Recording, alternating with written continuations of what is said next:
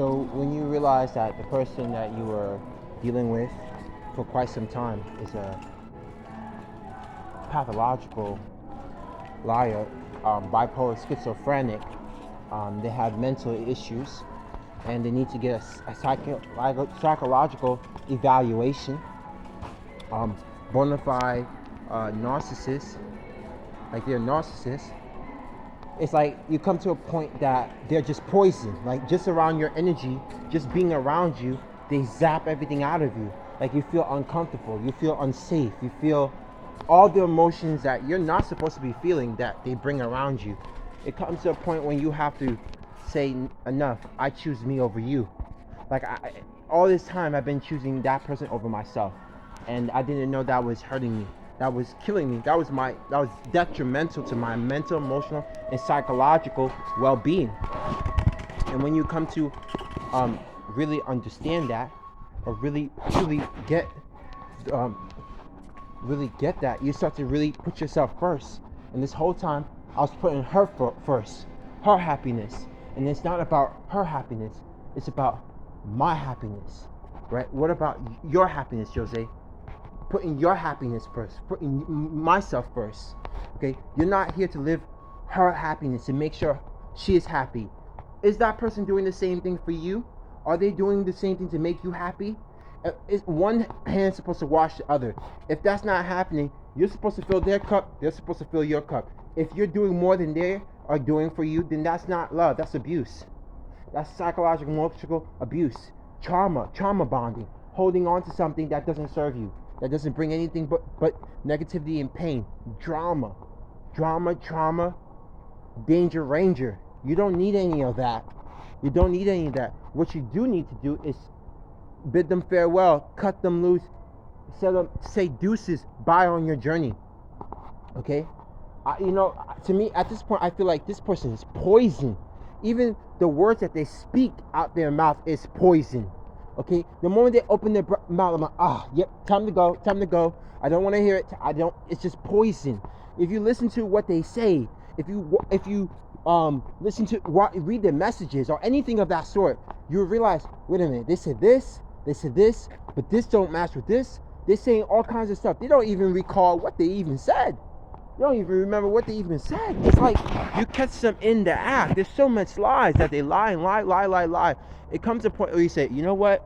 Okay, let me be logical about this. Let me be the bigger adult. Let me be responsible. And you know what? Bye. Deuces. Just walk away from the whole scenario. Take yourself right out of the picture. Let someone else deal with that. Someone like this, they will never be able to keep a stable relationship, especially when they have childlike trauma issues, because they wasn't loved when they was a child, because they haven't. When I was in the bed laying down and I had visions of her past, and I was seeing it clearly, and I saw the glass, and now she's laying in bed like when she was raped, and she was just clueless, and she was just like she was naked, and she was like shocked what just happened to her. And I could feel that she felt filthy, she felt degraded, she felt helpless, she felt unloved, unappreciated. I felt the abandonment, I felt the fear. I even felt through her emotions, I can feel what she was feeling in that moment, laying in bed. It was like her soul checked out. She blacked out, and I'm trying to remember the feelings as I was looking through her eyes, what she felt. And then I realized, oh my God, that's how I felt when she used and abused me and left me. So this girl is going through trauma from childhood and adult experiences. So she has a mind of a 9 or 12-year-old because she hasn't healed or grown up from that traumatic experience. So no matter what relationship she gets into, it will all fail the same way. She will have these sexual addictions because of what happened to her as a child. She would never be able to bond with anyone or hold something standable because her mother wasn't really in her life. Her mother didn't really protect her. Her father abandoned her. Her father went to Texas. The family split up because there always were conflicts. CPS was brought to the house, Child Protective Services. She was abused mentally, psychologically, emotionally to keep her mouth shut. Even though the mother knew what was going on, even though the family knew what was going on, they kept it under wraps. And as she got older, she became mentally unstable. Manipulation, lying, deceiving others, because that is the environment she was raised in. She had been in so much darkness for so long that's all she knows. And by default, that is all she know how to do. It's not like it's like now it's like she's no longer who she used to be. Someone that I used to know, she's gone, she's broken, she's damaged goods. And I'm not trying to be disrespectful, but I'm just saying what is, and all this time I've been trying to help you, but you didn't want to help. You chose the dark side because that you were grown in that. I went through a bad childhood, but look how I turned out. Look how I choose to live. I went against the grain. I went against my family. I disowned my family because they were no good. But you didn't. You embraced the darkness. You welcomed the darkness. You value the darkness. No wonder why you're with a guy who rapes you, because you're comfortable in that, because that's all you know. That's all you know. That's all you were shown. You were abused, misused, devalued, degraded, talked down to, manipulated, subjugated to lies, to culture, to responsibilities that wasn't really your responsibilities. And you held those things up because you always wanted your mother's validation. You see, you went through your whole life wanting your mother's validation because she never loved you. Just like me, my stepmother, I went through most of my life searching for her validation because she never loved me. And then it came to a point that she would never love me. And then it came to a point I was tired of the abuse, and at the age of 15, 16, I went to court to fight for my independence. I went to court to file for abuse, right? And I had to go to trial. It was rough. It was just imagine going through all that, and you had to overcome all that at the age of 15, 16 years old. That takes a lot of strength. That takes a lot of courage. That takes, 15, 16 years old. That's like you're going through a lot of abuse at home, going through abuse. So these are the things you were going through.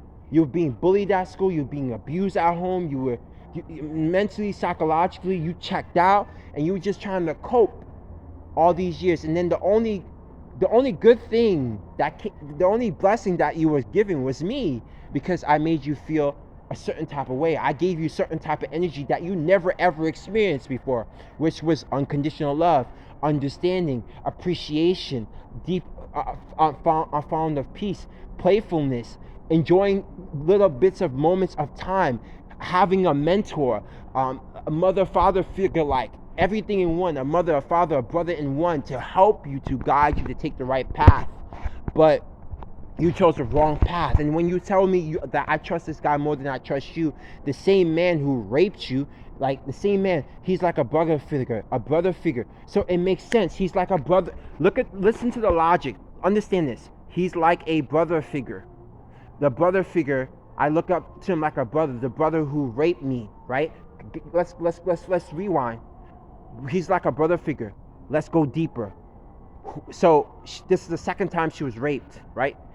So the first time it was by a family member, cousin or uncle, right? Brother figure, family member, cousin, uncle, brother, siblings, the connection. So she has bonds, trauma bonds, connections with people that are quote unquote family in the knit tight circle that has violated her. So she is attracting people who are in the family circle, who is violating and taking advantage of and raping her. So psychologically, they have changed her mentality. So she no longer knows who she is, if she's coming or going, because she has been traumatized, manipulated, and devalued. So her value as a woman has went out the window, and it's all because of the mother, the father's condition. Hassan Jubar, please give me a call. Let's talk about it. Let's talk about if what I'm saying ain't true.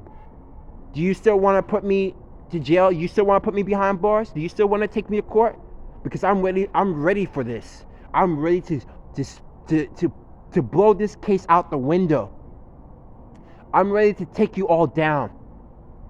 Because I've been putting the pieces together, and I'm exposing this child molestation at the age of 12.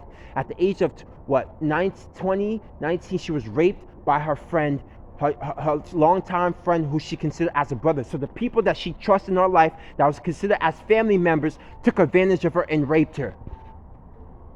Tell me, does that make sense to you? How does that add up? How does that mix?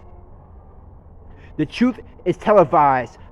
People will be exposed. I'm here to expose the truth. I'm here to tell the truth, to bring awareness of what is going on in people's homes. Childhood abandonment issues, okay? Where was your mother when you was growing up? Where was your father? You didn't have anyone who was supposed to protect you, who was supposed to shield you, who was supposed to love you, who was supposed to understand you, who was supposed to be kind and loving and understanding and grow you up. No wonder why you have insecurities. No wonder why you have lack of confidence. No wonder why you are doing the things that you're doing. And I understand you at a deeper level. And I had to keep digging to find the information, because I knew you weren't going to tell me the truth. And that's why I don't need you to come to me. I don't need you to apologize to me. I can heal myself. I already know the truth. I know the truth. You don't need to tell me, because you're not going to tell me the truth. Because you don't want to heal. You don't want to inner reflect, understand, overstand. You see, so when your brother said I'm a therapist and he was laughing, he knows the truth. Part of him was afraid. Okay, he knows. That's a compliment. Thank you for the compliment. At least you're telling me I'm intelligent. So yes, thank you. You're absolutely right. Thank you for the compliment. I'll give myself a round of applause. Because I am like a therapist. I am a healer. I am a medicine doctor. You're right. I'm a doctor. Even though I dropped out of college, but I do have the qualifications because of the experience of the pain that I went through in my life. So yes, thank you for the compliment. Thank you for the slang. Thank you for the gaslighting. But that gaslighting has propelled me and pushed me to learn how to think of people's psychology and traumas and experience and their pain, because it's making me a better person. So thank you for your negativity. I'm gonna turn it into positivity. When they go low, we go high. Transmutation. Thank you.